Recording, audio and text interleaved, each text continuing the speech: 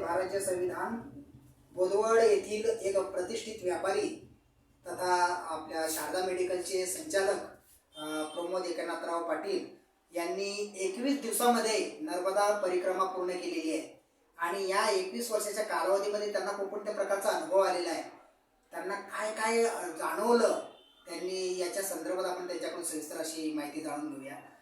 पाटीलजी, आपलं TV24 national न्यूजमध्ये आपलं हार्दिक अभिनंदन. नमस्कार. आपलं हार्दिक स्वागत. एक फार मोठं एक आपण जो मनामध्ये आपला संकल्प होता, एक इच्छा जी होती ती आपण पूर्ण केलेली आहे. 21 दिवसामध्ये आपण नर्मदा परिक्रमा पूर्ण केलेली आहे. बरं, मला सांगा, तुम्ही प्रवास करताना नर्मदा परिक्रमाला इथून सुरुवात करताना, बोदवडून सुरुवात करताना तुम्हाला काय जाणवलं, तुम्हाला अनुभवास काय आलं, काय सांगाल? मला असा अनुभव झालं की आपण जी मनामधून इच्छा व्यक्त करतो ती आई आपली पूर्ण करते आणि एक पाऊल आपण पुढे टाकलं तर आई निश्चित पुढे पाऊल आपलं नेणार. तर मला असा अनुभव आला की मी उत्तर वाहिनी परिक्रमा सुरू केली चैत्र महिन्यातली. ते तिलकवाडा ते रामपुरा अशी ती परिक्रमा होती. तिथे मी संकल्प केला की आई, माझ्या हातून तुझी हे सेवा करू दे. आमच्या तालुक्यातून मी अनेक लोकांना या परिक्रमेला नेईल अशी मला बुद्धी दे, अशी मी तिथेच प्रार्थना केली आणि आईने पुन्हा यावर्षी योग आणला आणि माझ्याकडून मी परिक्रमा पूर्ण करून घेतली.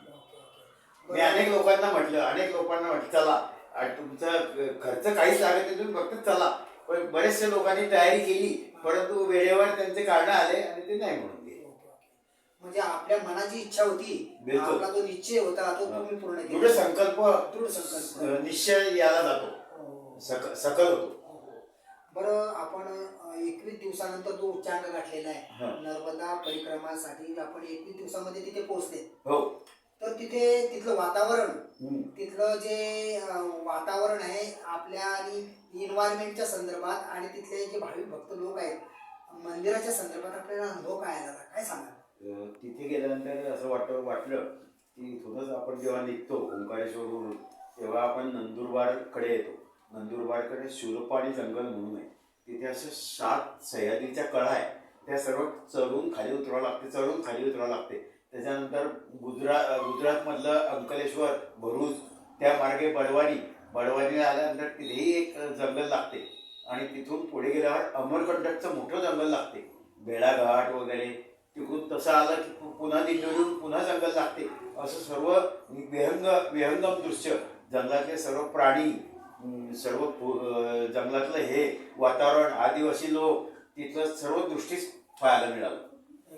एकदम सहकार्य करतात ते लोक आपल्याला, बिलकुल आपल्याला जेवण वगैरे सर्व बनवून देतात, कुठलाही चार्ज घेत नाही. आपले हातपाय सुद्धा दाबून देतात. परिक्रमेला नाश्ता, चहा, आग्रहाने चहा पाजतात आणि प्रत्येक आश्रमात चांगली व्यवस्था होते. सर्व साधू महंत आपली सेवा करतात. म्हणजे चांगल्या प्रकारची सेवेकरी त्या ठिकाणी आहे. हो. आणि भक्तिभावाने सेवा करतात. बिलकुल भक्तिभाव वातावरणामध्ये, अगदी निसर्गरम्य आणि भक्तिभाव वातावरणात ते असं समजतात की आमच्याकडून ते एक परिक्रमा पूर्ण होणार नाही, पण तुम्ही करतायत तर त्याला आपल्याला ते सहकार्य करतात. म्हणजे आपल्या आनंदामध्ये त्यांचा आनंद, त्यांना असं वाटतं की आपल्या घरी पाहुणे झालेले आहे म्हणून जितका पाहुण्यांचा आपण आदर सत्कार करतो तेवढ्याच पद्धतीने ते आपला आदर सत्कार करतात. बरोबर, आपण एक चांगल्या प्रकारे पंचक्रोशीतून आपल्यावर एक अभिनंदनाचा वर्ष होतोय आणि एक आपलं स्वागत होत आहे. बिलकुल. तर याच्या पुढे आपलं फ्युचरमध्ये व्हिजन काय राहणार आहे, आपला संकल्प काय राहणार आहे, काय सांगा? याच्या पुढील संकल्प असा आहे की जास्तीत जास्त लोकांना या परिक्रमेकडे वळावं आणि जास्तीत जास्त आध्यात्मिक मनुष्याने त्याची प्रगती करून घ्यावी.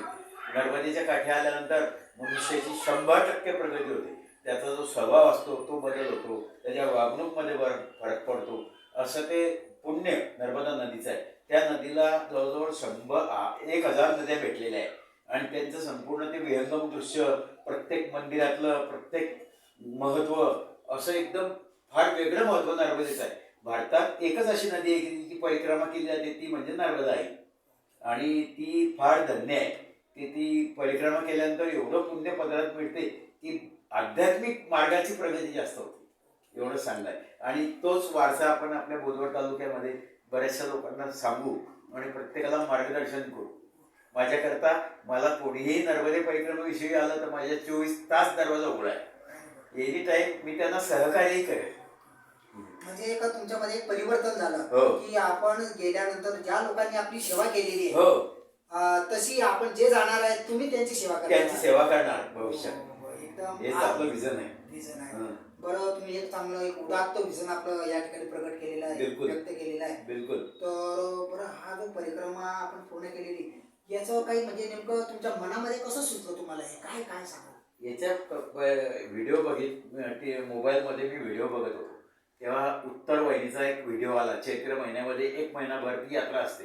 21 किलोमीटरची पायी परिक्रमा असते. ती फक्त अवघ्या 3-4 तासात होते. तर ती परिक्रमा करण्याचं माझं धाडस झालं आणि मी एकटा ती परिक्रमा करून आलो.